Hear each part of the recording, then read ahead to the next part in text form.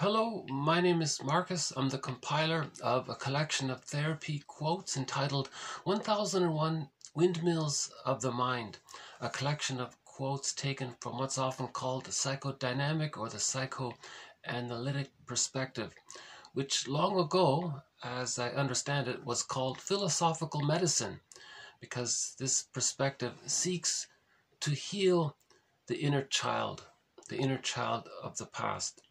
It seeks to heal our memories. It seeks to unpick the threads of a traumatic script and use those threads to weave a new, healthier script.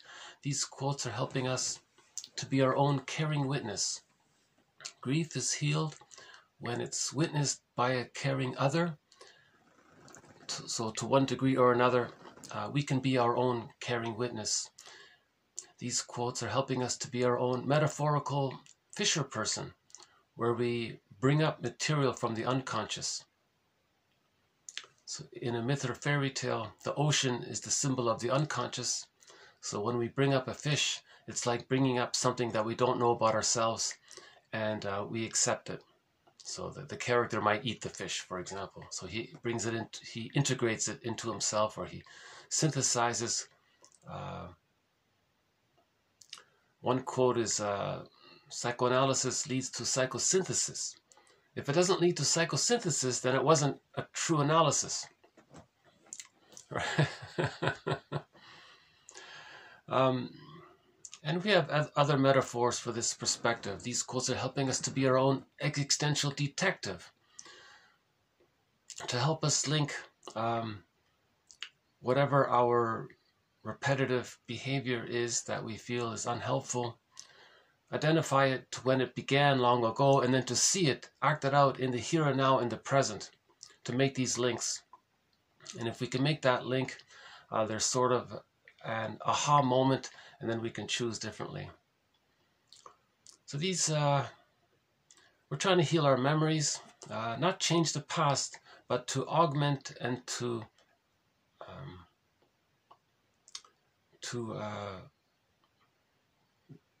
when we accept and understand things and forgive the parents and forgive ourselves for how we coped and the false beliefs that we needed to manufacture, when we look at all these things, then there's a sort of a self-acceptance, right? So then we heal unconscious guilt. Right. So unconscious guilt is one of the threads in this series. The child did nothing wrong. He's not guilty. He's innocent. But the theory is, the baby needs an extended womb. Right? Humans come out too early, so he needs an extended womb called the stage of social symbiosis. Right? So just as the baby's needs got automatically met in the womb, in the extended womb, or the egg, or the stage of fusion, undifferentiation, social symbiosis, etc., during those first 4 to 5 months, the mother's meant to automatically, unconditionally meet the baby's needs, just like the baby's needs were met in the actual womb. In this extended womb, that's the mother's role in the first 5 months. But no mother can be perfect about it, so the child will feel that he might think that he did something wrong. If the mother's on the phone too long, or she's misattuned, maybe she's using the bottle and the schedule. One quote is that the baby's expecting the psychosomatic breast. If there's a bottle, that's a disruption. He's frightened. What is this? So there's a kind of a disturbance there for the child. So the child's needs didn't get met. So he may think, did he do something wrong? Is there something wrong with him? Because if his needs doesn't get met, he feels shame and hurt. So he makes some false belief that maybe he's no good or did something wrong. He didn't. So it's a confusion there. Right?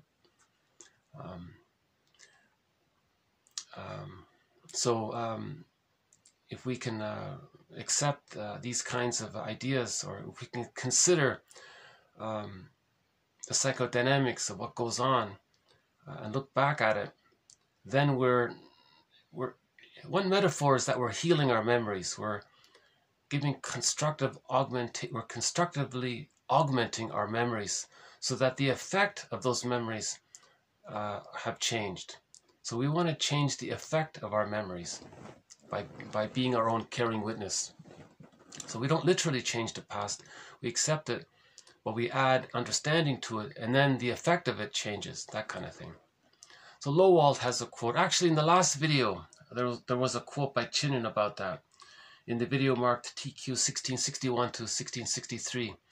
Can I refer you to that video? There's a good quote by Chinen in this area.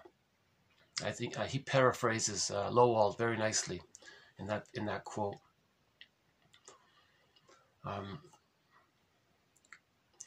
Part of the unconscious guilt is that if the child felt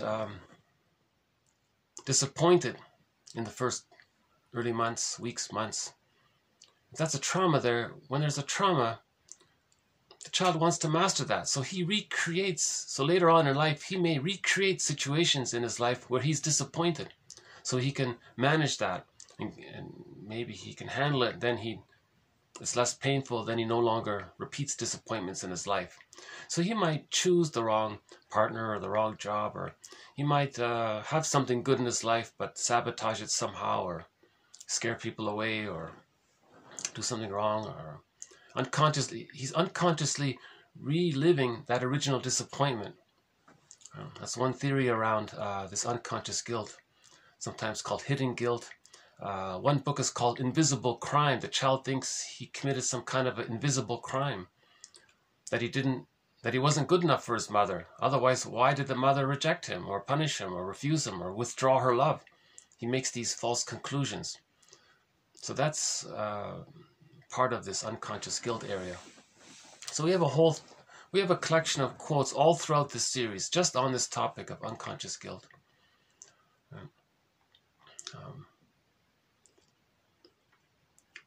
So that's another thread, repetition compulsion. If there is a trauma, the person tries to distort the present, transfer himself and his parents or others into the present in his fantasy, and replays the childhood scene to see if he can get a better outcome, but it can't be done, so he's disappointed.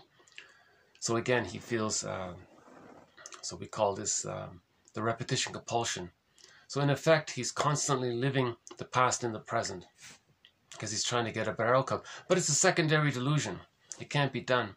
No person in the present can be the breast mother. But what's often happening is that if a person is replaying and reliving the painful childhood disappointment in the present, it's as if he's saying to his mother in the mind, look, mother in the mind, look how I'm always disappointed. Well, I'm showing you through my behavior. I'm recreating the childhood scene with you so that you could see it and change your ways. But who is he talking to? He's talking to a memory of his mother, right? An image or imago of his mother. Now this imago or phantom or ghost, this image, it's not going to fly out of his mind, enter into his mother's body, get her to realize her mistake, and then she gets this huge revelation where she did something, or she was so misattuned, feels immensely remorseful about it, picks up the phone and then gives a heartfelt apology. And that kind of thing's not going to happen. And they're not going to travel back in a time machine to change the past and travel back again and do it all right. So it's a secondary delusion to try to relive the babyhood scene with the breast in some symbolic way in the present to get it right. It can't be done. No person in the present can be their mother's young mother. Do that all over again. It can't be done. But some people spend their lives trying to do that. So greed comes around that. If something's good and they can't get it, then there's envy. Yeah.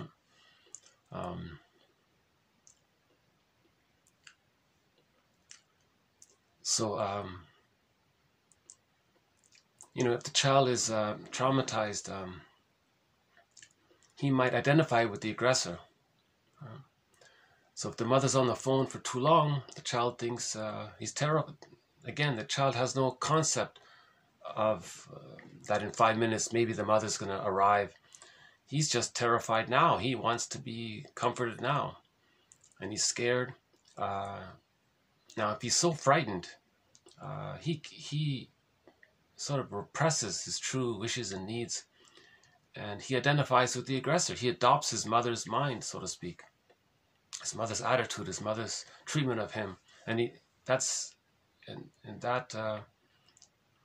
his mother's so-called ego. The theory is that there's trauma, the child's ego gets submerged, there's a vacuum there, and the mother's ego fills in that vacuum. So he thinks his mother's ego, he adopts that for his ego. Now, what was his mother's ego? His mother's ego rejected him. Now, when he grows up, he's going to devalue with his negative humor, with his sarcasm, cynicism. He's going to put down others because he wants to communicate that when he was a child, his mother put him down. Again, the child misinterprets his mother's innocent mistake of being on the phone too long as being put down by her. So he puts down others to communicate that when he was a child, his mother put him down. It's called a negative magic gesture. It's as if he's saying to his mother in the mind, look, mother in the mind, there's an innocent person over there. I'm going to say bad, I'm going to be negative towards them because through my behavior, I want to show you how negative you were towards me. Yeah. That's called a negative magic gesture. His main emotion is anger at his mother. Burglar says he spends his life trying to show her up. That's how he expresses his anger at his mother, by doing negative things to others to show and advertise, to communicate that his mother did negative things to him. Now, he's actually meant to see this behavior for himself and to get an aha moment and saying, to think, oh, I'm doing to others what my mother did to me. That's like a mirror. So repetition, compulsion, negative magic gesture, so projection, externalize it. These are all mirrors for the person to see their repressed material. The repressed material that they were unloved, the true self got squelched. It became the hungry, enraged, empty part self, or the despised self, or the hated self. Now when something's repressed, it's seen outward to keep the repression. Right? To keep the repression, to not feel the anxiety of being unloved. He just says someone else is so bad. So blaming is a defense mechanism for the person to not be aware of their own unloved self. So they blame others, say, look how bad they are. That's a mirror for them to think that when they were a child, they came to the conclusion that they were no good. Then they have to forgive the mother and understand all this. That's called the second journey, right, to go to begin that process of forgiving the parents and realizing that they were caught in their repetition compulsion. As mentioned in previous videos, if the mother has a child and she's angry at her mother, she might say to her mother in the mind, look, mother in the mind, when I was a child, you didn't love me. Now I have a child. I'm going to do to your grandchild what you did to me because I want to show you what you did to me. That's called intergenerational trauma. The main emotion of the mother is her anger at her mother. She doesn't have the presence to be able to love her child. She just wants to show how angry she is at her mother. Now sometimes the mother gets a child and says, aha, at last, finally, I'm going to have someone who's going to meet my needs, who's going to listen to me and can be considerate to me and respect me and do what I say and follow me and meet my needs and so on. So the mother turns the baby into a symbiotic object for her. She flips it. The mother's meant to be a symbiotic object for the baby.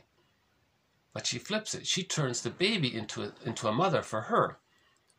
Now the baby's going to do their best to be what Sarno calls a perfectionist and a goodist. They're going to do their best to meet their mother's needs because they need the attachment to feed safely and so on. So the mother's using the baby as a parent for her, to comfort her, to soothe her, to make her feel better and to feel important, to mirror her and to respond to her. The mother has a wish. The child mirrors the child and does what she wants. Those kinds of things. Yeah. So that's what this first quote is going to be about. Hold on a sec. Let's just see how we're doing outside here.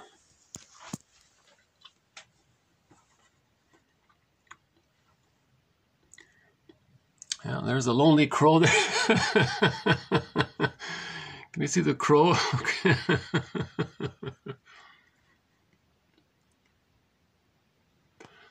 So far, no sign of the fox this year. Yeah. So it's minus 15 out there with the wind chill minus 30. Quite a bit of snow there, yeah. Okay.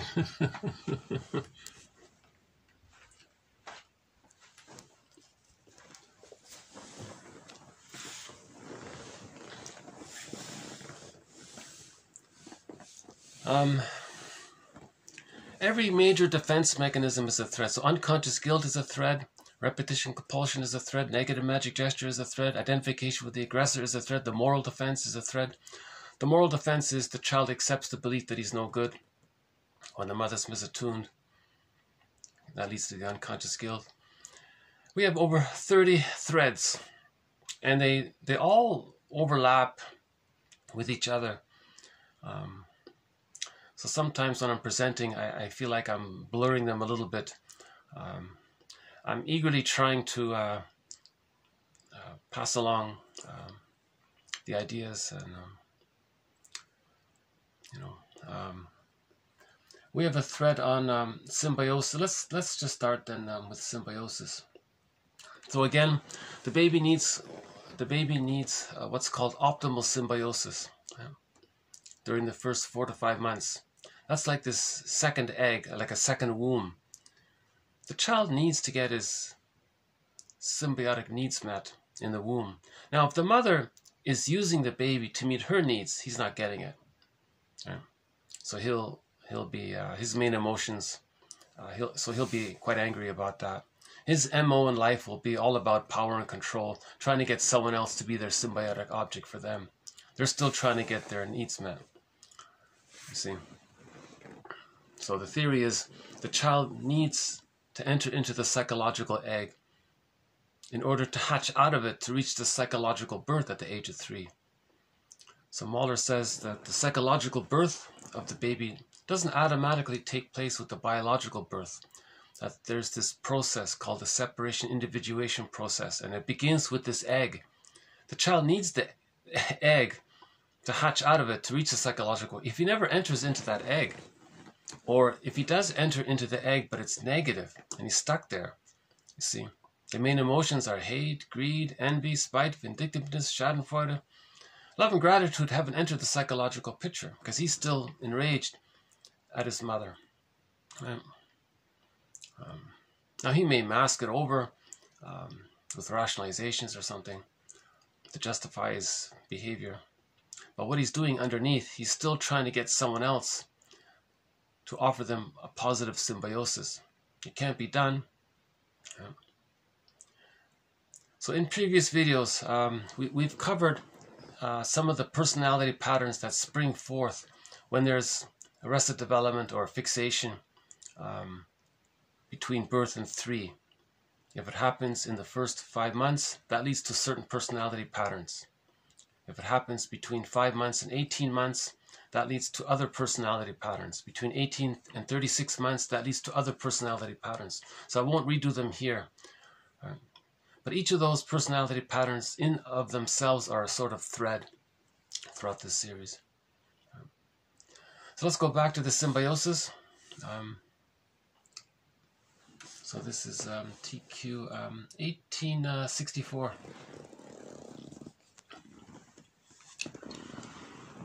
Okay, in her efforts to maintain a close symbiotic bond with her daughter, so there's a new phrase there, the symbiotic bond, right? In her efforts to maintain a close symbiotic bond or attachment with her daughter, the mother would encourage the young woman's regressive dependence, leaving the daughter with an Electra complex. Okay, so this is an undeveloped thread in this series, the Electra complex. In general, any complications between the mother and the daughter, that means the daughter has the Electra complex. The daughter is trying to become psychologically autonomous from her mother, but the mother is using the daughter to mirror her and to be present for her and to be a twinship relationship for her and to be a friend for her. And she doesn't want to lose her daughter and become psychologically autonomous. So she's using the daughter to a certain degree it's more about the daughter meeting her needs. That's called a symbiotic bond. Now, how does the mother preserve the symbiotic bond to the daughter? Well, if the child is maybe sick or something, the mother will be very present. But if the daughter tries to be autonomous, she will withdraw her support or even punish the daughter. We had that quote where the mother punished the child for playing with toys and trying to do her homework. Whatever you need, daughter, just come to me. I'm here. So that was the mother's way of preserving the symbiotic. She wanted the daughter to be a symbiotic object for her, sometimes called a self object for her, or a teddy bear for her. And how did she do it? She promoted the daughter's regressive dependency and need onto her.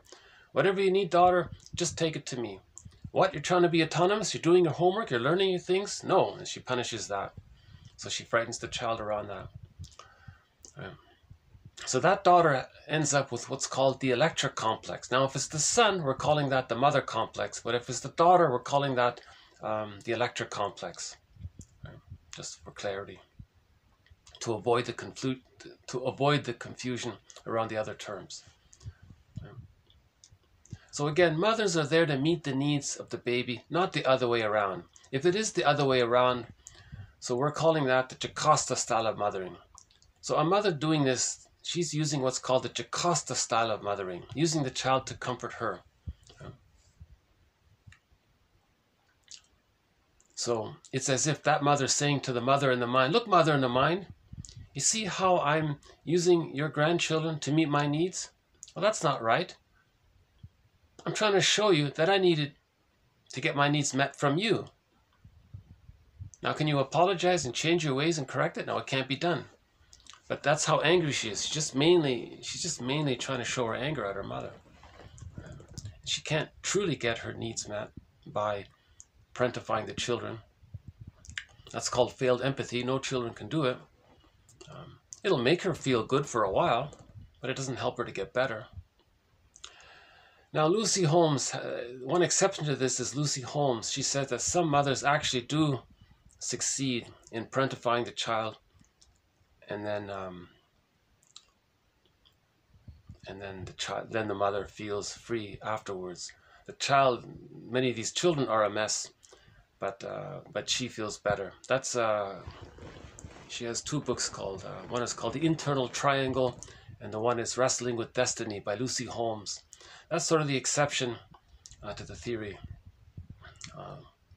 But generally speaking, no mother is going to heal herself by scapegoating her child. She'll feel better, but she's not going to heal her. Yeah, this is an undeveloped thread, the Electra complex.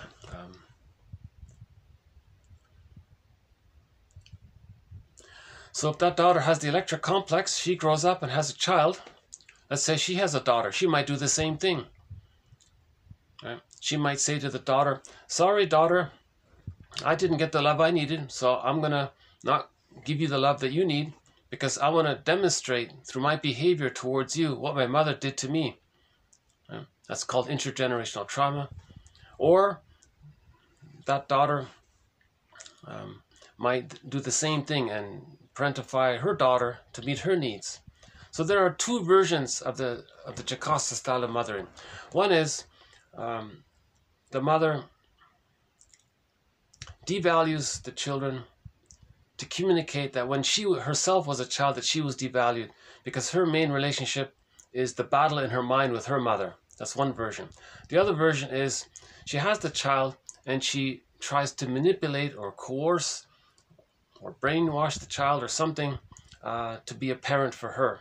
So that child wants to be a perfectionist and a goodist, and he'll try or she'll try their best to be perfect for the mother. Now it can't be done. So there are two versions of the Jocasta style of mothering. So that's called intergenerational trauma if the mother's doing this. It's not blaming her. Now let's say it's the son and he's caught in this. So that's called the mother complex. Now how does the son find his psychological birth if he never got the basic love that he needs to do so? So again, with the secure attachment style, first the baby gets his symbiotic needs met, Then he can hatch out of the egg. Then he gets his mirroring needs met. Then he gets his secure base needs met. Then he gets his communicative matching needs met. Then at the age of 3, with a secure attachment style, he achieves a psychological birth. So the baby needs love to find himself. But if he doesn't get the love, how does he find himself? Now we have the story of Orestes. Orestes is a metaphor. So that concrete image, that's a symbol. Again, emphasis on the word symbol. That's just a metaphor or a symbol to describe the psychological motif of how a child can separate from his mother when he never got the love to do so. Okay, so when a child does try to find himself without getting that foundation of love, he's going to face immense anxiety. Right? That's called the persecutory anxiety or the abandonment depression. The personified image of this anxiety is the Furies. So he's going to face the Furies. Yeah. Now, Orestes did succeed. He faced the splits. There were 2 sides in that court. Athena said, sided with Orestes.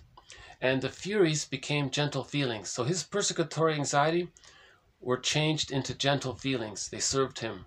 So rather than his feelings being against him and keeping him regressed and tied to the mother, his feelings now, because he faced it, his feelings now become a part of him and they serve him. That's why they call the Furies the Sentries or the Eumenides, the protectors of himself, right? The protectors of his inner sense of self, the inner castle, whatever you want to call it, right? The Odyssey has a similar story. He goes on this 20-year voyage on the ocean, the unconscious. So when he's tempted to regress, when he's tempted to just stay tied to his mother's apron strings, that's the sirens. The sirens said to Odysseus, "No, that's too difficult. You can't find yourself." Odysseus tied himself to the mast. Do we still have the photo here?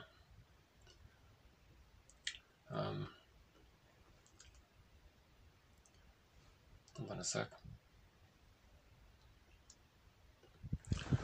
Okay, so Odysseus, so this is a metaphor of a man trying to find himself. He didn't get the love to do so, but he's going to do it. Now the sirens, that represents the voice in him. It's too difficult. Just stay a mama's boy. Right? Just always, right? You don't have to find yourself. You don't have to find your psychological birth. What do you need yourself for? You don't need yourself. You have your mother. She's yourself. You and her are one. He's saying no. He tied himself to the mast, or he put wax in his ears. Now, this scene, by the way, with the sirens came just after the underworld scene, in the hell scene. So when Odysseus went into the hell scene, okay, that's a metaphor for the unconscious. So that he saw Sisyphus in the hell scene. He looked into Sisyphus's face and he saw that it was his face. So he saw that he was in the repetition compulsion of being greedy or envious or spiteful, vindictiveness, always in battle with his mother, and he's like Sisyphus. So he wants to leave and find himself. So that's this scene here. And the voice says, no, it's too difficult. Just give up. Don't try. Don't bother. Right? So the metaphor is if he doesn't bother, he loses himself. So that's why he resisted that temptation. Right? So the sirens that's a metaphor for the temptation of the persecutory anxiety. The sirens are saying, you're going to face persecutory anxiety if you do this. Oh, fine. He'll face the persecutory anxiety like Orestes. So Orestes and Odysseus have a lot in common. Right?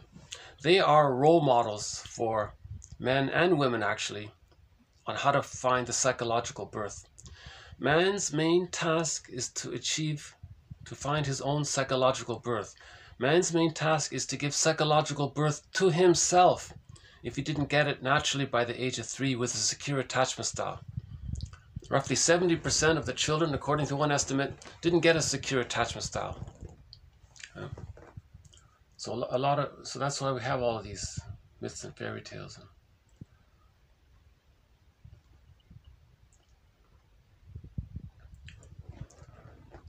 Okay, so by the way, Electra is the sister of Orestes.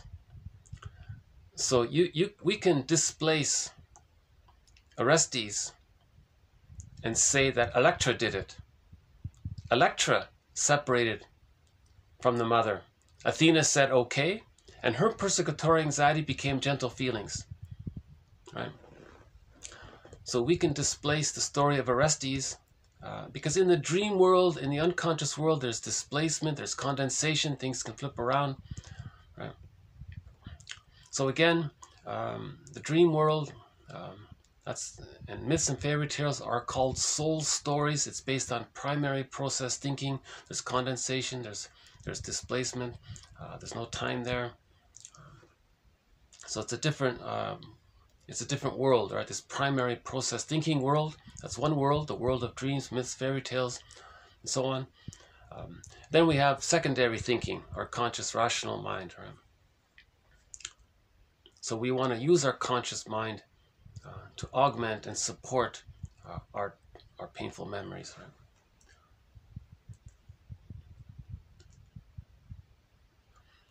So yeah,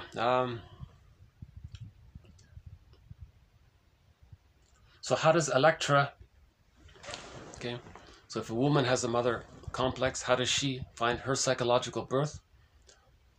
Right? So at midlife, she wants to find her voice, and she's a little more assertive at midlife, right?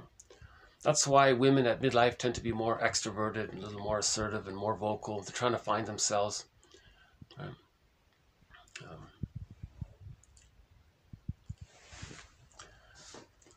Okay, I'll have to follow up on that one. That needs a lot of work, this Electra complex quote.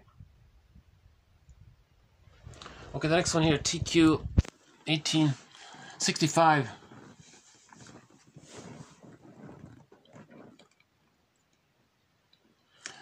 You know, I have a confession. This is my fourth, fifth time doing this video, and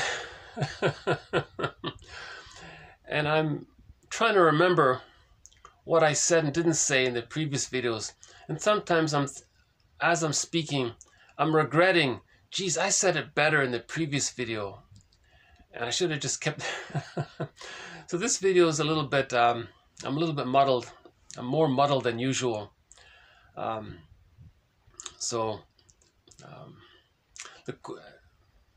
If this presentation isn't the greatest, the quotes are posted below for anyone's reading, and the value is in each person reading the quotes and discussing it for themselves.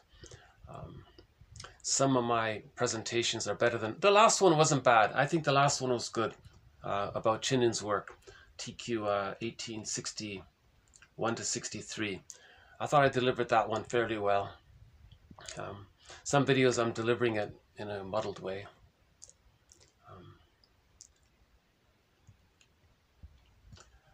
Okay, let's see if I can improve as we go along here. Okay, 1865. Okay, this one says, okay, an interference in the baby's gratification-frustration experiences. Okay, an interference in the baby's needs, right? That this stifles his budding ego, right? His emerging self gets stifled, right? By a disregard of his need to experience gratification and frustration at his own pace. Okay, so that's the mother's misattunement. The effect of the attitude of the symbiotically overanxious mother is particularly increased if that mother's, doting attitude changes abruptly at the advent of the separation-individuation phase.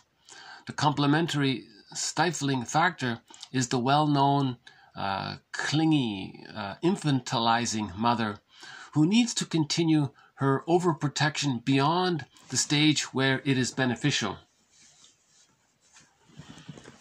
So the mother might constantly use these excuses and rationalizations, but what she's doing covertly is promoting the dependence on the child onto her.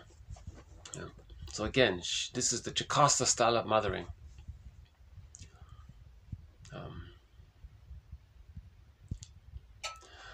Okay, so we're not blaming the mother. She's caught. We're actually trying to understand her so that we can forgive her, so that we can heal. So we're actually loving her, believe it or not, by trying to understand her. If she was caught in her existential dilemma, then that's called repetition compulsion.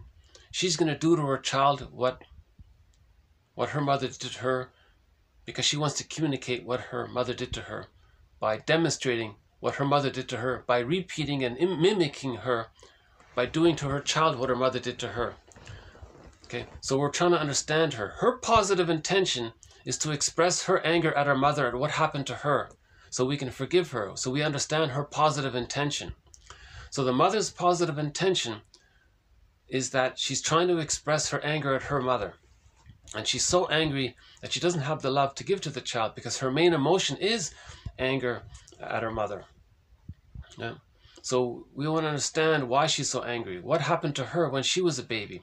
Maybe when the mother was a baby, maybe she had prenatal distress syndrome. Maybe when she was in her mother's womb, her mother went to a heavy metal concert and she was stressed out. And her mother's cortisol entered into her body and she was stressed out.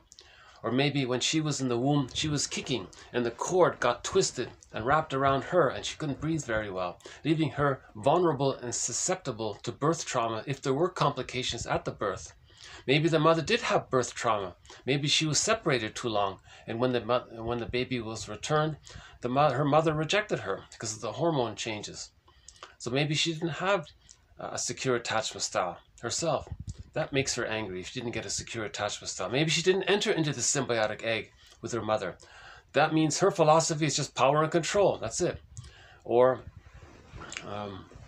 if the mother has a negative symbiosis with the mother, where the mother won't allow her to be autonomous, that's the narcissist. So she develops the narcissistic pattern. Same sort of thing. The mother may have had trauma in the environment while getting their tonsils out, or at the dentist's office, or there could have been some forced relocation situation in the environment, or there could be trauma with the siblings or relatives or in the neighborhood, or there could be trauma in the child's environment. So maybe the mother had a lot going on, right? And with all that trauma, things get frozen. When things get frozen, for things not to be frozen, it means the child got his needs, then he can advance to the next stage. If he gets his symbiotic needs met, he can move on to the next stage. Okay, so the separation-individuation process has various sub-phases. He needs satisfaction in the earlier phase to advance to the next phase. So if the mother is fixated in a very early state, she's caught, trapped in her existential dilemma. Now we understand her. Understanding and forgiveness are the same thing, right? Now, what can help recognize this is the Enneagram. You read the 9 unhealthy versions of the 9 types. Forget about the 9 healthy types, right? You read the 9 unhealthy versions, and you recognize your parents in there. That's an added confirmation that she was caught or trapped or stuck in her existential net dilemma repetition. Long ago, this was called fate. Now we're calling it repetition compulsion. So she was stuck there. Now things make sense. Now you go, oh my God, now I understand why I am like this, because my mother was like that, right? Then things start to make sense. Then you realize, well, if the mother was loved, she would have done things differently. So she was inherently good. She was born to be a good mother, but she was caught and trapped. She couldn't. Now, despite the fact that she had all of that trouble, she still managed to do some things, right? Even if it was just to cook the meals, or that's it. You know, she did some helpful things. So you gotta move towards finding both sides of the mother, not only anger at the mother, not this exaggerated fantasy worship of the mother and putting her on a pedestal. That's a reaction formation that you're really angry at the mother, usually. You want to find a realistic understanding of the mother as an ordinary person caught in her dilemma. She would have loved the child properly had she had the opportunity, had she been loved herself. Despite the fact that she wasn't, she still tried her best. All right? Yes, there were disappointments. Yes, there were some positive things. You got to amalgamate the two sides. your love and gratitude and appreciation for your mother, and the reality that she was disappointing and unavailable, and bring the two sides together. Woodman calls it holding the tension of the opposites. Somehow amalgamate those two sides into a concept of the mother as an ordinary flawed person. Right? Love your Emily Dickinson. We have a quote of hers coming up as well. Emily Dickinson says, "Love your wounded neighbor, your crooked neighbor." What is it? Love your wounded neighbor with your wounded heart. We're all imperfect that way.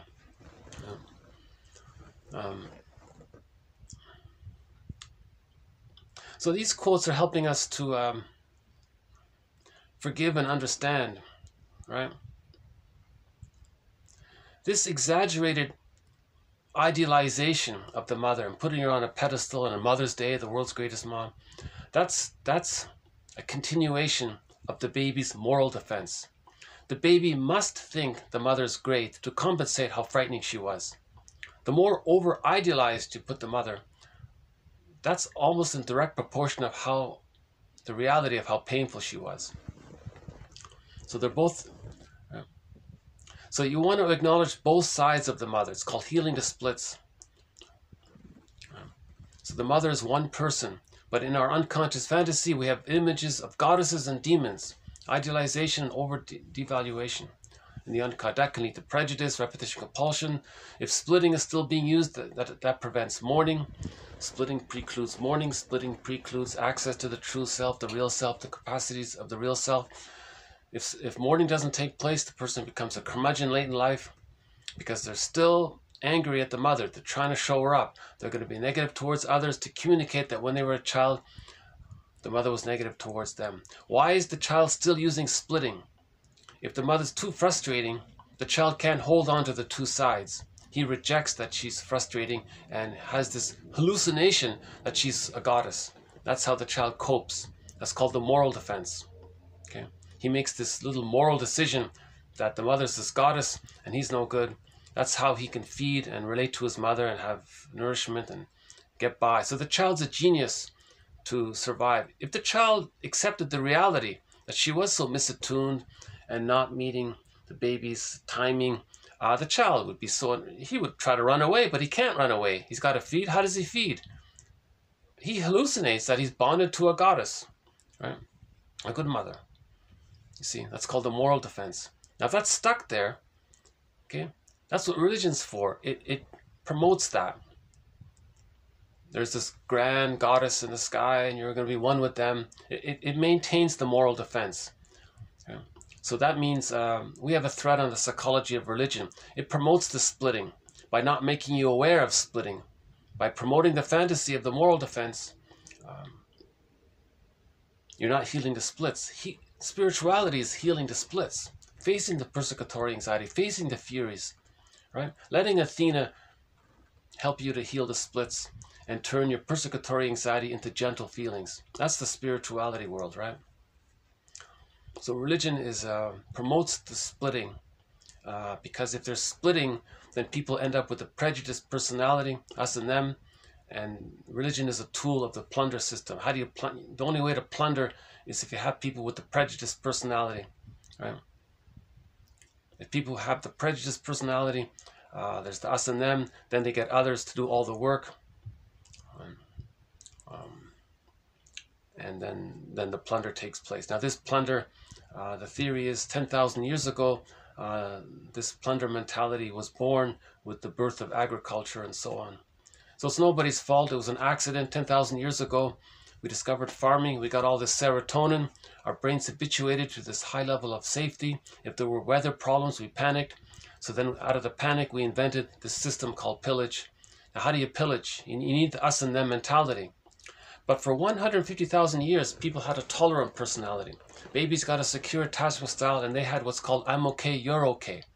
Now, when you pillage, you want to break that. You don't want I'm okay, you're okay. You want some people to think that they're okay and that others are not okay. Now, how do you do that? You traumatize the babies. You remove them from the mother.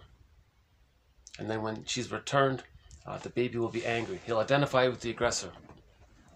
So we have a thread this identification with the aggressor, the moral defense, and the narcissistic pattern, they're all kind of linked there.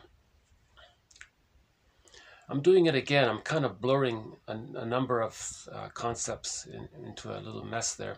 I hope I'm still somehow getting some of these ideas through.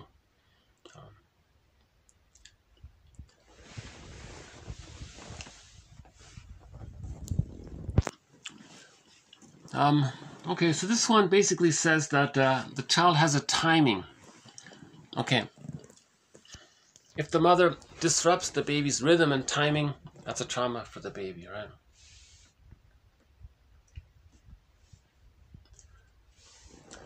Okay, another one here. With the establishing of a healthy sense of symbiosis, okay, the islands of good feeling cohere sufficiently to allow a similar coherence of islands of bad feeling without evoking a fearful apprehension that the gathering sense of bad will overwhelm the good. Okay, so this talks about healing the splits. If the love with the mother outweighs the frustration with the mother, the child can hold the two sides. But if the frustration with the mother, or the quote bad with the mother, outweighs the good with the mother, the child can't hold the two sides. That's splitting. So he denies one side, projects one side, he keeps them apart, and he can flip them around. He can even do them simultaneously. He can be rude towards others and feel like the victim, because he's both the victim and the aggressor. Right?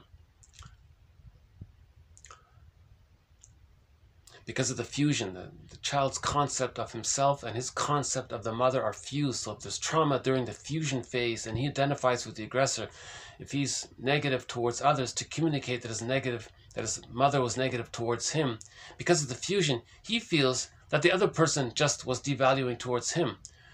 That's why others are always on eggshells around them. They're very easily slighted, right? Because they're projecting the refusing mother onto others. Because at the same time, they've identified with the wounded child. But at the same time, they're the rejecting mother and others are the wounded child. So that's why doublethink is like that. That's why you never win an argument with a person with a narcissistic pattern, because they can flip. If they did something rude, they act like that they were the victim of what you said, but you didn't say anything wrong. But they act like that the bad thing they said, that you said it, and they act in defense of what they just said against you, and they're in defense of that. That's the fusion there. See, that right there is a key point. I would say my prediction is at the end of this video, that point right here, 47, at the 47, 50 something mark, that point right there is really key. If you can get that one about the fusion. Again, okay. So if the islands of good feeling, okay, can cohere sufficiently enough, okay, to outweigh the islands of bad feeling, okay, then we can heal the splits. Okay, so this is how we can become our metaphorical alchemist. TQ 1554 and TQ 1612. One therapist said his role is to be a metaphorical alchemist. You want to turn the lead of your anger and your hate towards your mother, and you want to turn it into gold. Well, the gold is, every child lost their golden ball by the age of 5. It gets put into this bag that we drag behind us. Now this golden ball is in a cage. The cage is locked. So this is Robert Bly's story of the Iron John. Where's the key to the cage? It's under mother's pillow. Where is mother's pillow? There is none.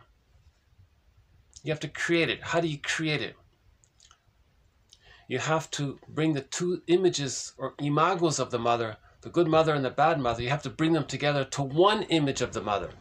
That's the image of the pillow. Humans use pillows. It's a circle, it's round, it's whole. One whole round circle. That's the concept of the mother as one whole person, loving and frustrating, and you can accept it. You can hold the two sides and have the round circle. If you can do that, you see, now the only way to do that is to understand the mother. She was caught in her dilemma. She would have, if she could, she did some good things despite the fact that she didn't. And you build your knowledge around this, and you understand yourself. Reparation of the other leads to reparation of the self. It takes time to get there. You see, then you understand the plunder system, that the mother was a victim of the plunder system. So there were sociological factors that led to her being a victim of how she couldn't, right? Because the plunder system means suffer the children. So you see, so that's why we have this other sociological thread. So then you can start to bring the love and understanding and the forgiveness side and the reality that she was unloving and unavailable. Bring it together. When you can bring the concept of the mother together, right, there's a key under the pillow. That key opens the cage, then you get your golden ball. Yeah. That's the story of Iron John, right? Okay, so we got to heal the split. So that's a good little quote about splitting, right? And if you do that, then you go through the equivalent of the differentiation subphase of the separation-individuation process. You see, when the baby has more love than frustration, he can differentiate from the mother. That fusion, he can separate. I, not I. He is he, mother. There's two people there, two tennis balls. He can get to that two tennis ball image in his unconscious. It's not just one tennis ball, but it's not two tennis balls blurred into one tennis ball, and you don't recognize that there's two tennis balls. There are two, but you only think there's only one, and you're confused like that. With enough love, you can differentiate. Yeah. So when you forgive the mother, then you can differentiate. Okay, that's the differentiation aspect. That's hatching out of the egg. Now you're beginning to hatch out, moving towards a psychological birth, okay, because you created that egg. The egg, by the way, is like a pillow. It's like a round circle, right? So you want to create that egg, that circle there.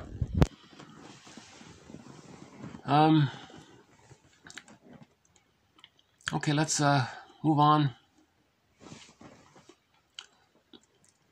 Okay, oh yeah, this egg is sometimes called the Garden of Eden. Okay, as this client's defensive false self collapses, as has previously been noted during a major separation and during the transitional phase of leaving high school, his symbiotic structure comes to the fore. Okay, that was the example of the person who, when he left high school, he was leaving not to advance toward learning and finding himself. He was leaving high school to flee his dysfunctional home. So when he tried to run away from his painful dysfunctional home, that's why he left. So he left out of high school, right, to escape, right? Now when he's escaping out of high school, what is he looking for? He's going to look for a symbiotic need. So he wants to fuse with someone else. So he'll look for some other person in the environment, right? And then turn them into a surrogate parent. So he's still looking for the childhood need for the egg. Yeah. So a child has a secure attachment style. They're more about looking forward to university, looking forward to discovery and learning, and they're curious. That's the normal, natural, healthy way. Some people kind of just go through the motions of it. Maybe they think there's a promise around it. But underneath it, the symbiotic structure comes to the fore. The unmet symbiotic needs come to the fore. So this is noticed. This was noticed with one client in the high school. By the way, I've given my disclaimer numerous times, and you can probably tell by the way I deliver my videos. I'm not a therapist, a professor, a social worker, or a healer, or any of these kinds of things. I'm the compiler of these quotes. That's about it. That's about it. Okay. Okay. The client presents clinically as somebody desperately trying to establish a symbiotic bond.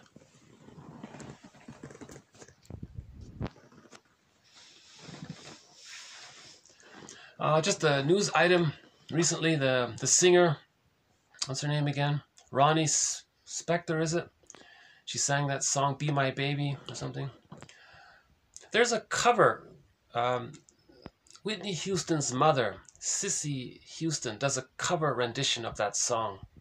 You can feel when she sings that song, she delivers that quality of looking for a symbiotic bond with another person. Yeah. I think that song kind of conveys that, could someone else be the symbiotic bond? You know, so a lot of these romantic love songs are about reestablishing the symbiotic bond, right? The union and the one. Oh, I remember now. He was saying, this therapist was saying, the client saw him and he was over idealizing him and praising him and thinking so good of him. The therapist interpreted, oh, he's trying to create a symbiotic bond with me. He's trying to project a good mother onto me and fuse with him. Not to be equals in helping the person with his knowledge and all that, in his grief work process. He just wants to recreate his childhood needs. He wants to, in his fantasy, be the child and the therapist be the mother, to be the mother. Now the therapist has to interpret that, make that conscious. See? That's what's different about the psychoanalytic perspective. The psychoanalytic perspective makes a person conscious of these projections.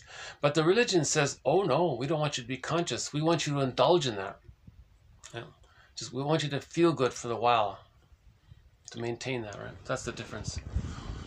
Okay, from whichever period in time the psyche flees back to the Garden of Eden, okay, symbiosis. In Mahler's words, quote, the mental representation of the mother remains or is regressively fused with, that is to say, is not separated from the self. It participates in the delusion of omnipotence. Okay, so the baby has what's called hallucinatory unconditional omnipotence in the womb. After birth, he develops omnipotence of thought and omnipotence of gesture. Because again, in the womb, it's all about him. He gets his needs automatically met. He's a little king, a little god. Everything is there to serve him. In the extended womb, same thing. This continues up until the age of 18 months. If this doesn't get resolved by 18 months, it only gets resolved when the baby's loved enough. When the baby's loved enough, it naturally dissipates. The narcissism dissipates naturally at the age of 18 months with love. There's another key concept there. If the person has the narcissistic pattern, that's a mirror for that person to see that they didn't get the love. Otherwise, why do they have it? They're taking refuge in the grandiose part self. So the baby has a self. It's the true self. Okay. Plus the grandiose part self. The grandiose part self is sort of biologically based up until the age of 18 months. Now, if the true self is squelched, repressed, you can't admit it, it's seen outward, it's despised, and then it's seen outward, so it's doubly unadmitted. He doesn't accept it within, and he rejects it by seeing it outward. And what does he have left? He only has the grandiose part self. Okay? That's the infantile megalomania, the primary narcissism. It's all about him. Now that grandiose part self is fused with the omnipotent other. The fusion is still there. That's why a person with the narcissistic pattern thinks they're so important and it's all about them. You see? Love and gratitude haven't entered the psychological picture. All they have is greed, envy or grenvy, spite, vindictiveness, and schadenfreude. Okay. The schadenfreude comes from when they put others down, they feel one up. Cynicism gratifies infantile megalomania. Infantile megalomania is the one-up position. The mother was in the one-up position over the baby, and they've identified with that. The one-up position, right? Okay, that means from the mammalian brain's point of view, okay, when a person is in the one-up status, the brain, that part of the brain sends them serotonin. It's the feel-safe chemical called serotonin. So the mother got serotonin by having the child comfort and serve, mirror, and soothe her. So she felt serotonin. Okay, the baby identifies with that, and then he does that. That becomes his MO. His neural network is like his mother's neural network. Okay, so the mother's neural network is that she got serotonin when the one-down baby served her. The baby was in the one-down position. The narcissistic pattern is to put others in the one-down position Okay, then they get the serotonin. Okay, there's no joy, pleasure, love, affection, curiosity. There's none of that. All of these other emotions haven't entered the psychological picture yet. You see. So a person with a narcissistic pattern, there is a therapy approach to heal that pattern, to unpick the threads of that pattern. Okay, Masterson discusses it in his books. His approach is called mirroring interpretation of narcissistic vulnerability. That approach can unpick the threads of that traumatic script, and a person can use those threads to weave a new, healthier script. You see, so it can be done. So Masterson made a huge contribution in the healing movement, right?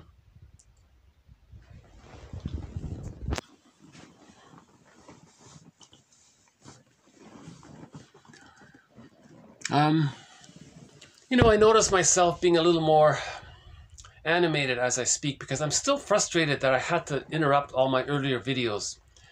I gave 4 excellent, calm videos of this prior to this, and for something happened and I had to keep deleting them. I'm still carrying some of that frustration, so I'm channeling that frustration in my delivery this time around. That's why I might seem a little more directed in my speaking, I guess. Okay, so I'm trying to sublimate my feelings here a little bit. Okay, so there's that one about the omnipotence, the delusion of omnipotence. So people with the narcissistic pattern, the hostile, provocative attachment style, the bully pattern, the Iago, some with the symbiotic character disorder, and other patterns, right? They're still holding on to the grandiose part self. That's the delusion of omnipotence. It's okay for the baby to have the delusion of omnipotence when he's in the womb. That's fine. It's okay for the baby to have the delusion of omnipotence, that he's a god up until the age of 18 months. That's reasonable. He's so small and helpless, the mother's so giant. He needs that. That's okay. Right? Well, why would a person...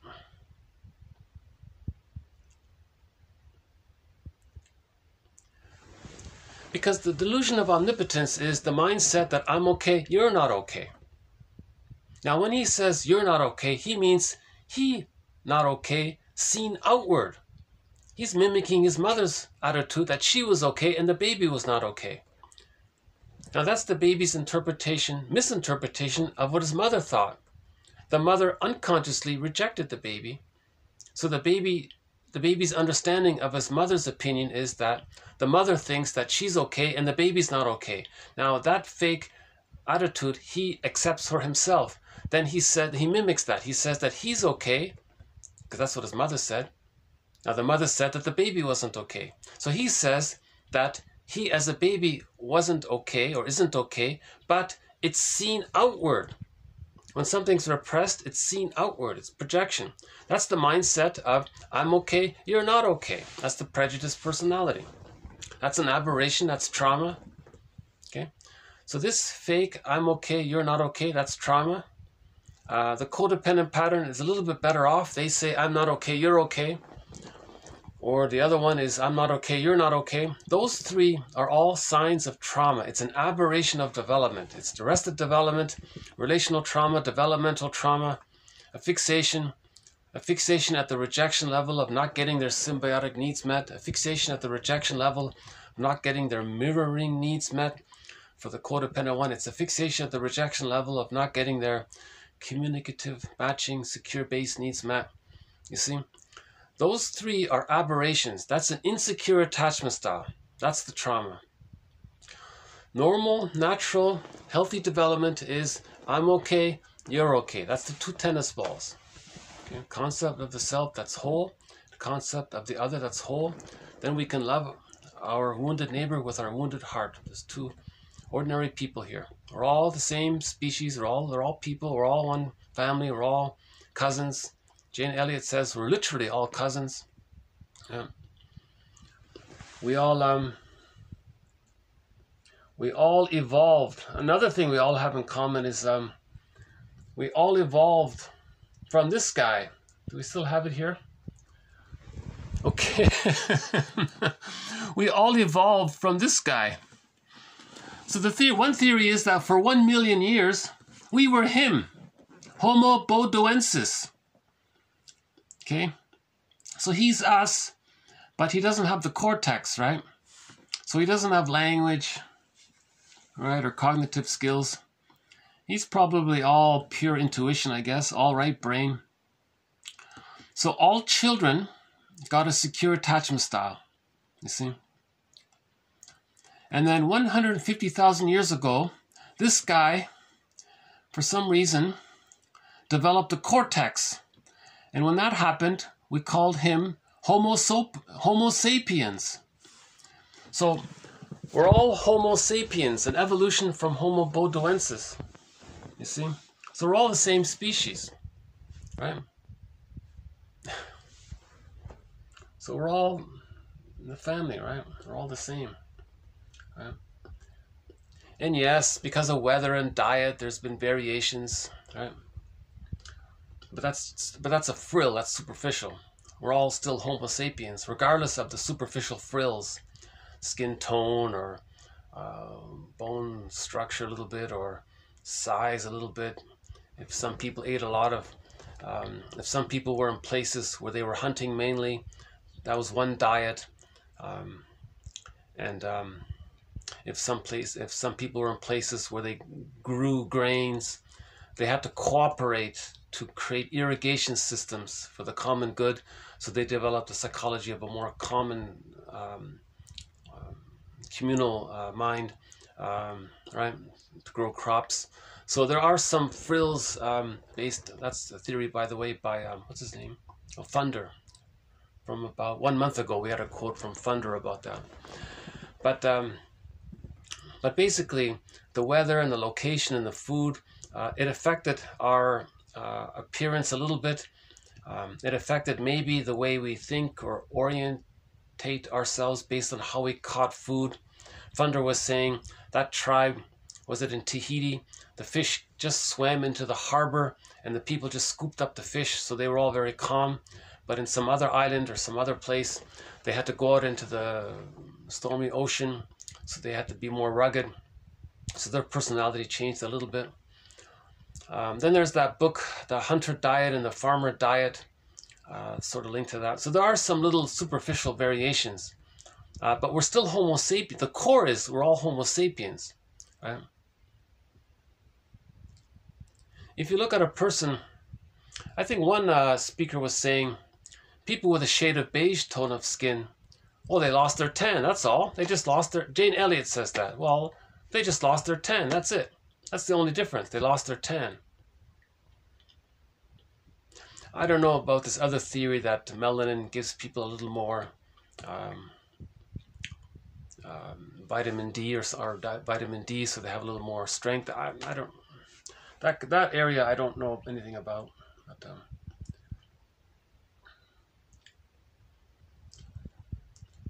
okay, so let's do another one from Mahler here. Okay, Mahler quotes Spitz saying that the symbiotic mother acts as a protective living shell, a protective living self or shell against stimuli and functions as the baby's external auxiliary executive ego. So the mother is the baby's mind in the beginning, right? So the mother's ego is the baby's ego, right? There's the fusion there. Key concept right there, yeah, okay? The auxiliary ego, okay. The mother acts as, quote, the beacon or orientation in the world of reality, unquote, while protectively maintaining the, quote, symbiotic membrane. There's the fusion there. The baby doesn't know where he ends and his mother begins, right? Of the mother-child dual unity, unquote, that mediates between the vulnerable baby and the outer world. Within the protection of the dual unity, the infant's psyche begins to develop structure. Mahler says, quote, "Only if the symbiosis has been adequate is the infant ready to enter the phase of gradual separation and individuation." Key concept right there.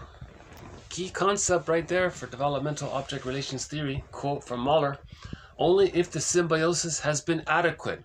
She calls it optimal symbiosis or positive symbiosis or adequate symbiosis.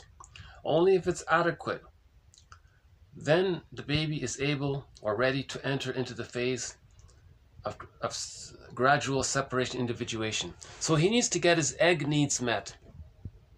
Just like the baby got his womb, his biological womb needs met in order to be biologically born, likewise in the psychological egg, he needs to get those needs met to become psychologically born. So if he didn't get those needs met, we have to do it ourselves through our understanding and through the mourning process and so on. Right? That's called the second journey. I like Chinen's phrase. I'm kind of tired of using the hero's journey. I think it's overused and it's confusing. So Campbell said this second journey, he calls it the hero's journey. I'm going to use Chinen's from now on. It's the second journey. The first journey is, the youth. But from 40 onwards, that's called the second journey. The inner journey, the second journey, right? Okay, the client's inner world remains arrested at a frozen replica of the time when the mother-infant interaction failed to support psychic growth, okay, or failed to support the emerging self. Now, quote, "This moment," quote, "is repetitively projected and reimposed on current significant relationships, effectively turning the present into the past." Okay, so there are some good quotes in this clip. So the compensation for my bumbling around in this video is that there are some excellent quotes in this batch here. Okay, this one here.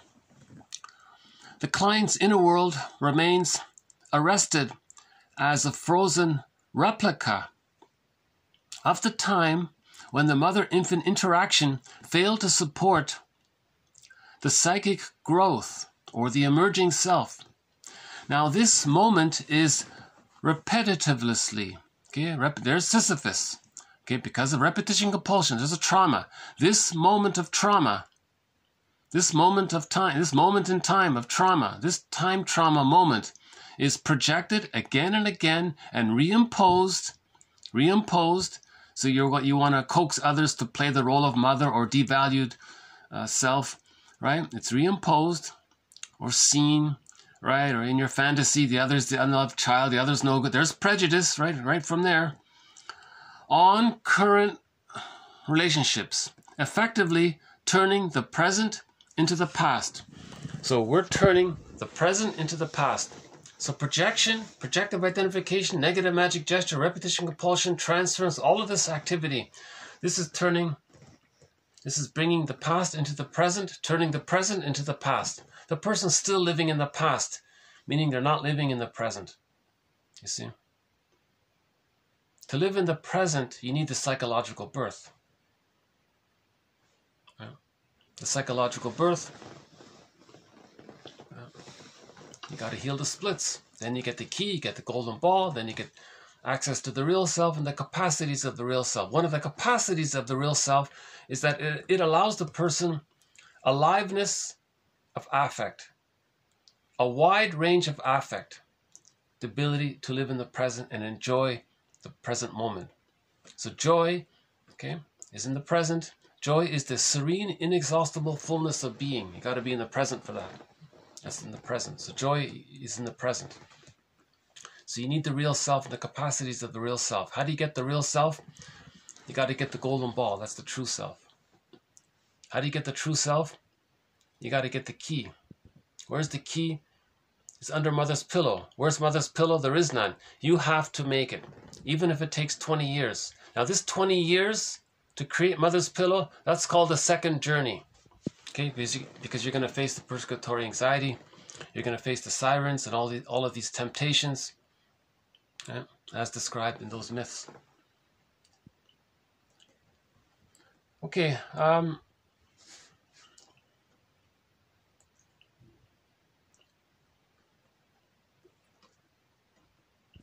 Okay, let's just do a quick stretch here. How are we doing out here?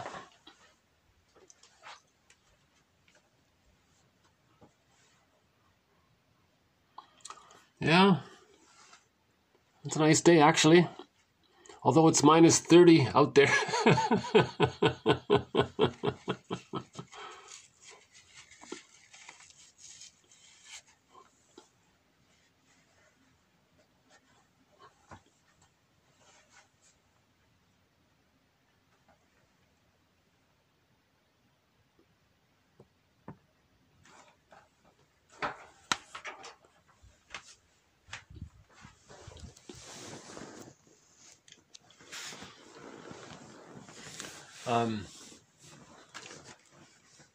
See, I was just thinking how in my previous takes of this video, I spoke a lot about Alan Chinnon's work, and here I am thinking to myself, am I going to say it all over again?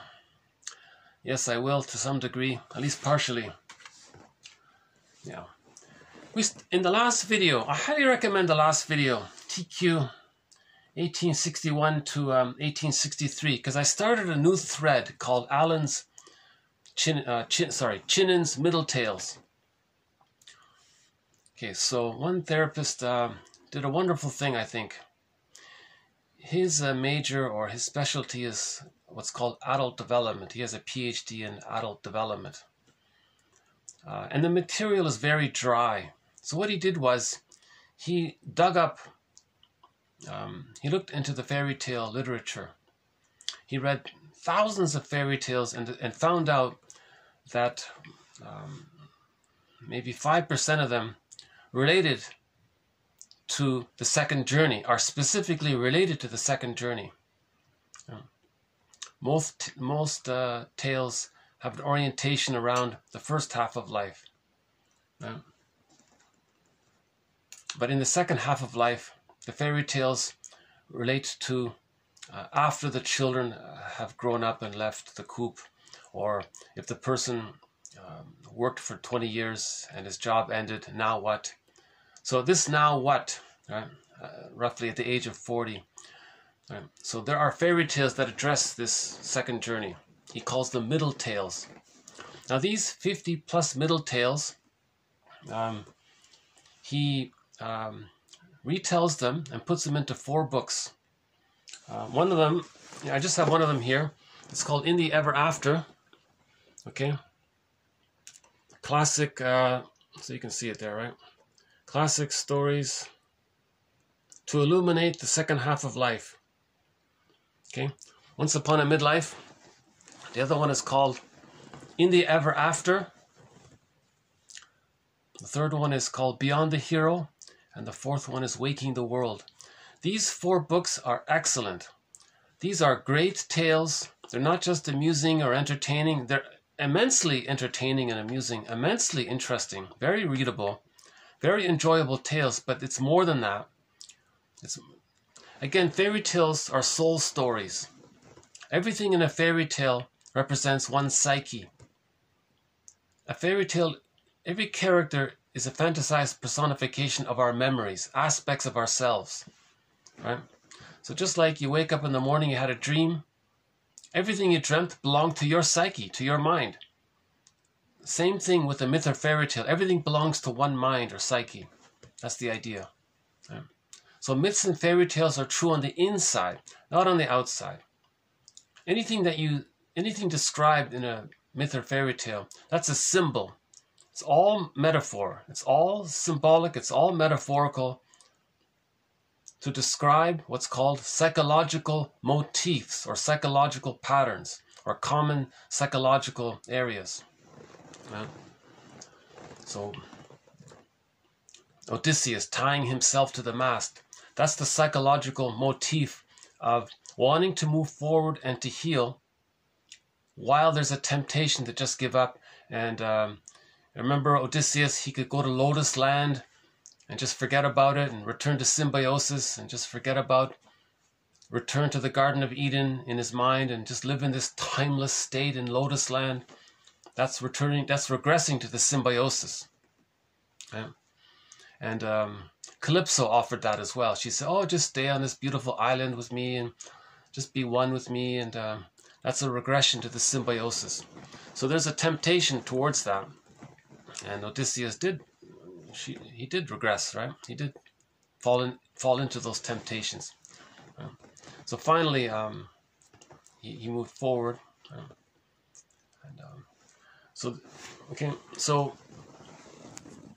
Yeah, once upon a midlife.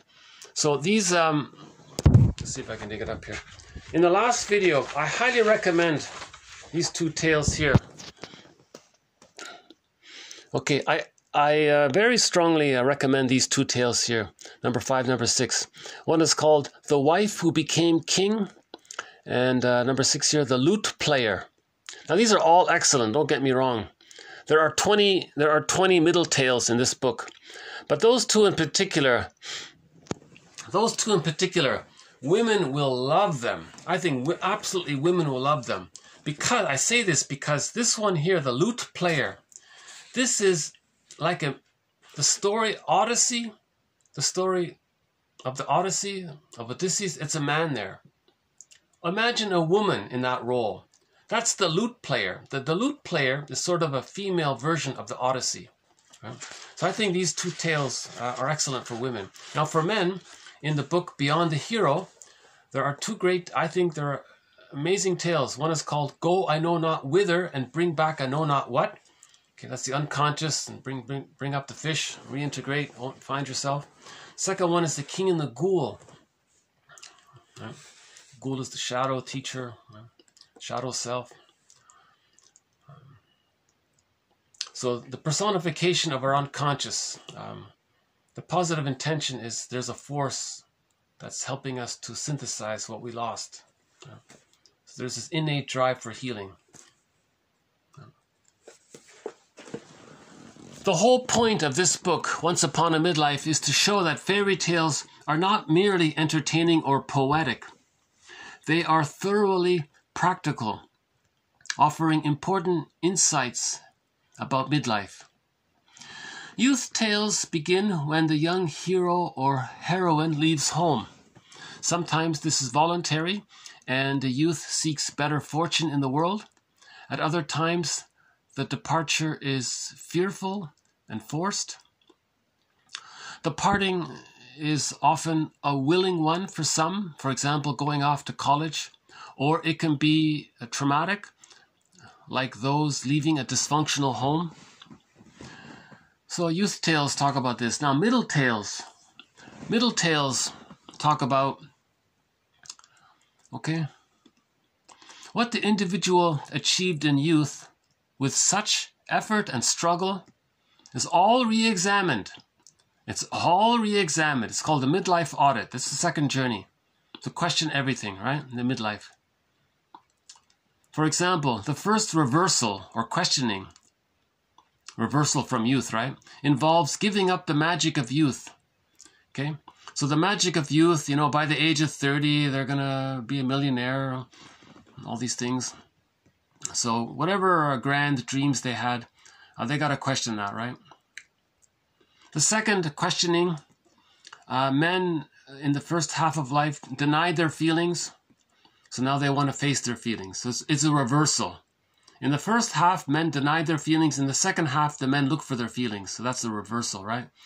And for women, in the first half, women denied their assertive voice. In the second half, they look for it.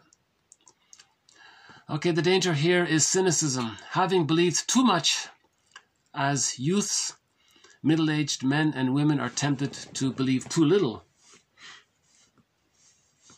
The image of being lost in a forest at midlife appears frequently in literature and folklore. The Divine Comedy begins when Dante loses his way in a dark woods during the middle of life, and a number of Arthurian legends portray the middle-aged Arthur stranded in a forest. Okay, so this metaphor, you're stranded in a forest. So this is a metaphor. That concrete symbol describes the psychological motif of when a person at midlife goes, wait a minute, something's off here. Is this what life is? Something's missing. That feeling of when you say something's missing, Okay? How do we describe that feeling in a story? A man is lost in the woods. Okay? If you can catch that example, apply that example to everything. Right? So everything you read about in a myth or fairy tale traces back to a psychological feeling, thought. Right?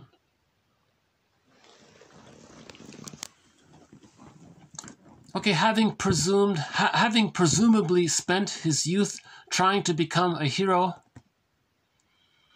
he now finds himself left in the lurch at midlife. Okay, lost in the forest, same thing. This is a familiar feeling to most people in the middle years as they reflect on their lives.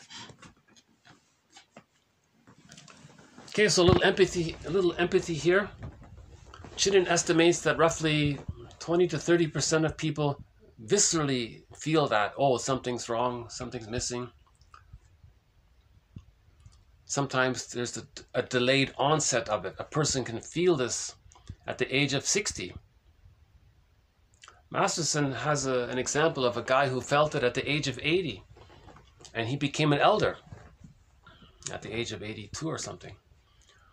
So this motif can happen at any biological age. Well, these are timeless motifs. It can happen at any age. So the midlife journey can actually begin at 30 even, or something like that. You know. The second journey can begin at 30. It can begin at 80. On average, it's 40 to 50, they say. At midlife, men and women recognize the power of the repetition compulsion of a traumatic script. Okay, fate, right? And admit that they have only limited control over it. Okay, so there's the self-forgiveness. The repetition compulsion, it's a push towards healing. This is a drive towards healing. Okay? Our conscious ego is so damaged in childhood trauma, we don't have much control over it. So there's a little self-compassion around this. The mother who couldn't offer love, she didn't have an ego. Otherwise, she was too consumed by the repetition compulsion, her unconscious ego. The repetition compulsion co-opts her own unconscious ego. The unconscious ego is sort of the puppet. Bergler calls that the puppet master. Okay. Limited control. Though this idea is sobering, the insight is ultimately liberating. Okay, the truth will set you free. Individuals learn to forgive themselves and their parents. Key point here. Okay, you got to apply this to your parents. Okay, Erik Erikson calls this self-acceptance ego integrity. Okay, fine. It is the what does he mean? It is the affirmation of one's life as, quote, something that had to be and that by necessity permitted no substitutions. That's a tough one, right? Emily Dickinson puts it this way. In this short life that lasts an hour, how little is within our power? Psychoanalysts emphasize that unconscious emotions and patterns control much of human action, in fairy tales referred to as fate, okay, i.e. the repetition compulsion around the traumatic script. In recognizing the power of repetition compulsion of a traumatic script, the client emancipates himself from overwhelming guilt. So we've come full circle here, overwhelming guilt. If you recognize the nature of repetition compulsion of a traumatic script, that moment, that traumatic moment there. What's this from Candace Orcutt? Let's go back to that one there. She says it here. I like this one here. This moment. Okay, the client's inner world remains arrested as a frozen copy. A frozen copy. Jesus. A frozen replica of the time. Okay, so trauma is sometimes called, something's frozen there. It's like a trauma, right? Your petrification, it's fear. The child experiences so much fear, it's like he's it's like he's frozen in time because of the fear. It's called petrification, right?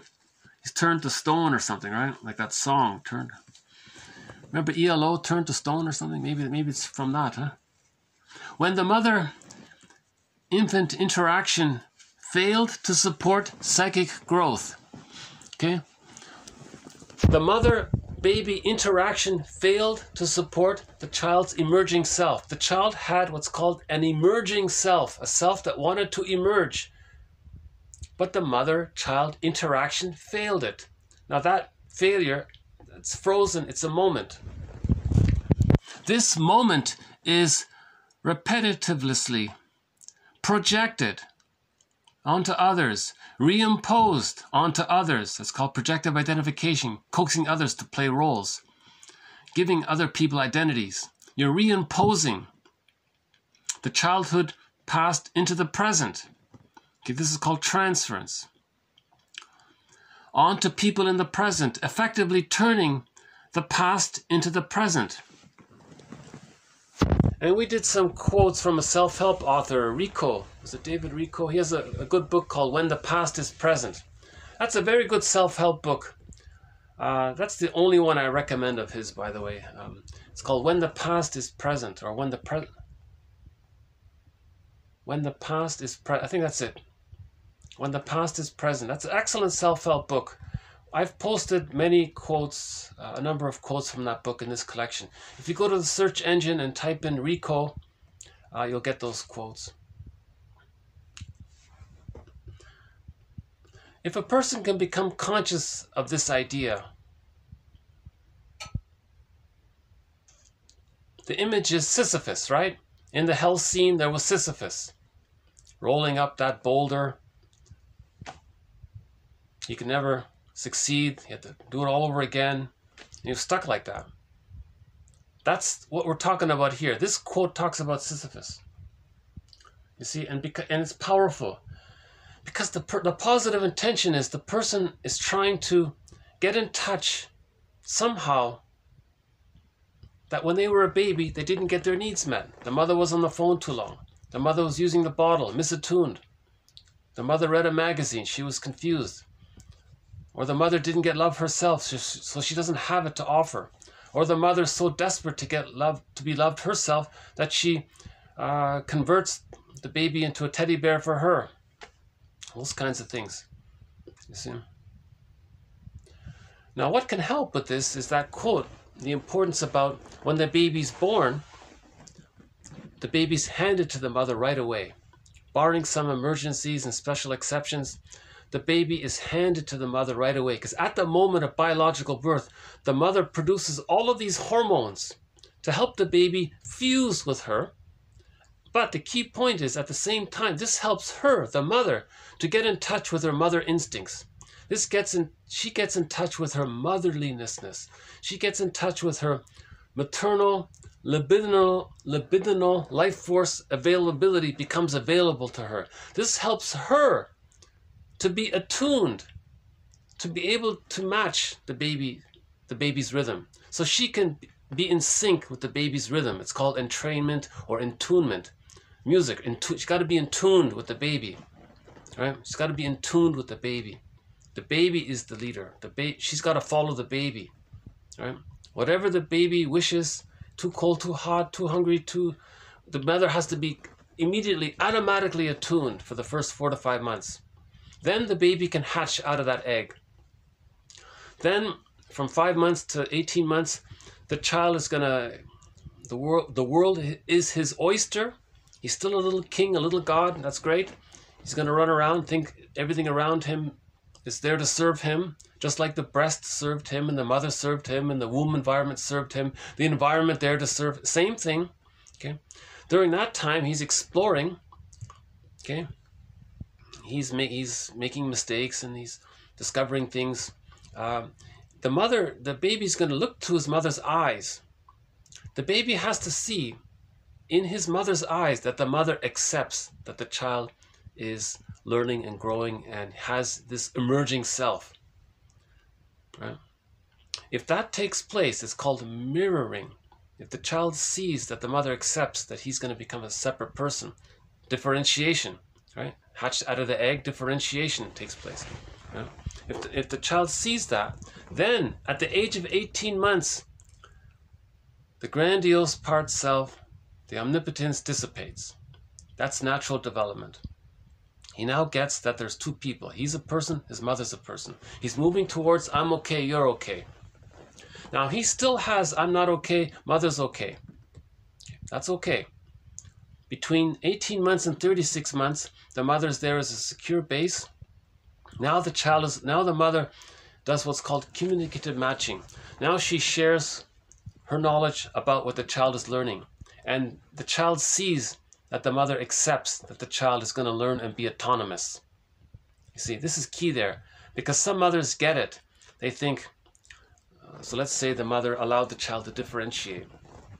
Then they think, then it really kicks in for her. Whoa, at the age of 3, the child's not going to really need me psychologically. He's going to be his own little person. Whoa, some mothers might panic and they think, I better sabotage this.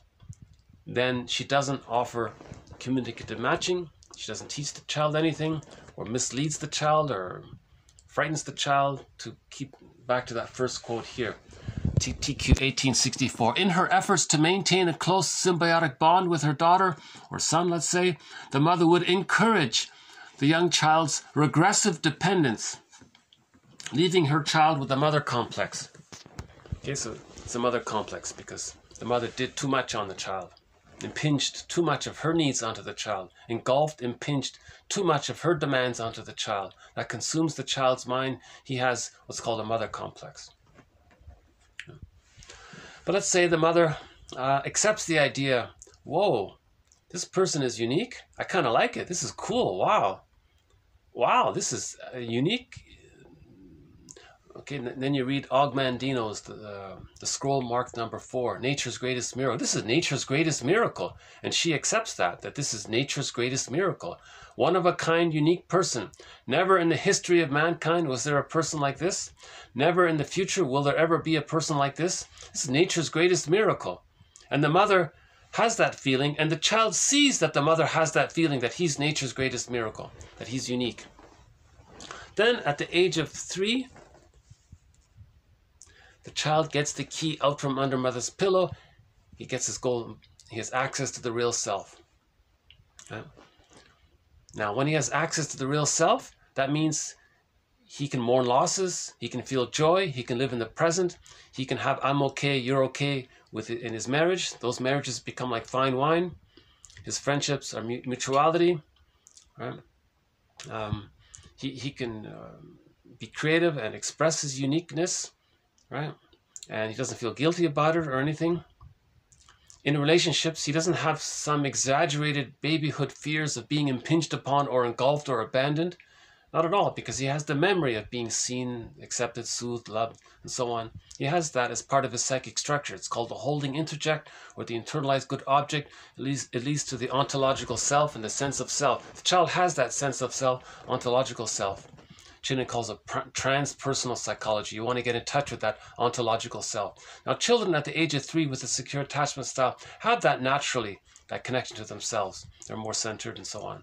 Right? There's no prejudice or schadenfreude or envy, greed, heat. You don't have these things. Humans were put on this planet to cooperate, not compete. Cooperate, not compete. I'm okay, you're okay. That's cooperation. Right? Right? So, okay,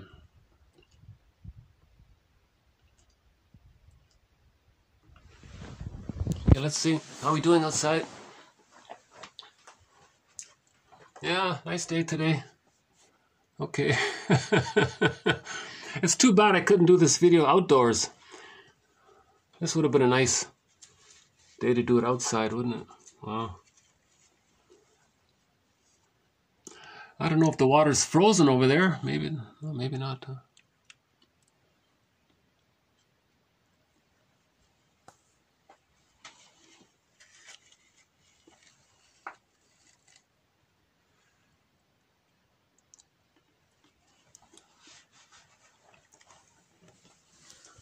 You know, I'm just a little curious to see if maybe we can get a glimpse of the On the west, that's the east side, looking east. Let's see if we look west. Let's see if we can get what the sun situation is like here. Hold on. Oh, it's way up there. Okay. All right, the days are getting longer. That's right. Yeah. Okay.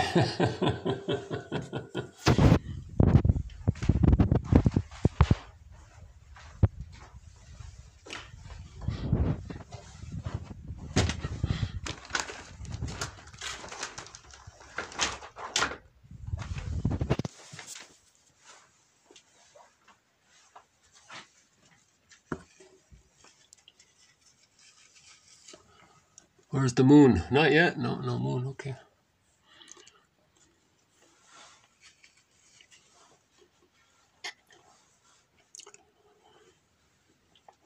Yeah, it's a scenic day today. It's a nice winter day.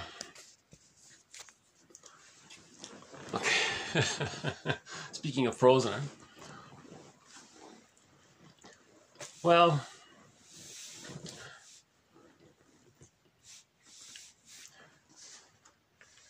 I feel very glad that I discovered Chinnon's works.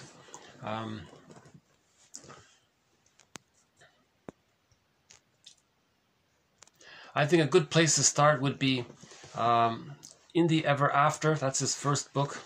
And this one here, Once Upon a Midlife. That's a good place to start. That would give you about 40 tales.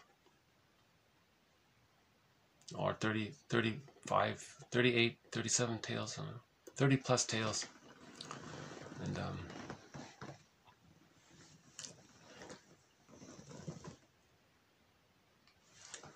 it supports, it's encouraging, it's validating that there is such a thing as a second journey. And Chinnon's model is that first there's self-reformation. Okay, that's you heal the splits. Okay, get the key. Then you have the ontological self, your connection to your sense of self. He calls that transpersonal psychology, or the transcendent self, or whatever. And then with that, you get back the things you lost in childhood. He calls that emancipated innocence. Okay. Now, at that time, with the emancipated innocence, that's the elder. The elder is lively and wise and free, and nothing bothers him too much. Right? He's not a curmudgeon. He's not bitter and stingy. He's not caught in some battle with his mother, still trying to show him up. Okay, hold on. Yeah, we'll come back to that one. So the last video, TQ 1861 to 63, I highly recommend that one. He in his commentary, he includes in the discussion of one of the tales, he includes a summary of the quote, "The Duration of Life" by the Grimms. If you look up "The Duration of Life" by the Grimms, see the story is all mammals got so once. Okay, my oversimplification of it is, sorry if I don't do it justice, but everybody got 30 years. All mammals got 30 years. Humans and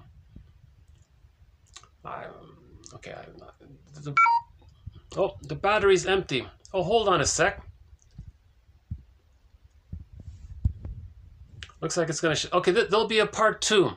I'll continue this in part 2. Your phone will shut down in 30 seconds. I'd like to finish this up with a song. So I'll see you in part 2. Hang on.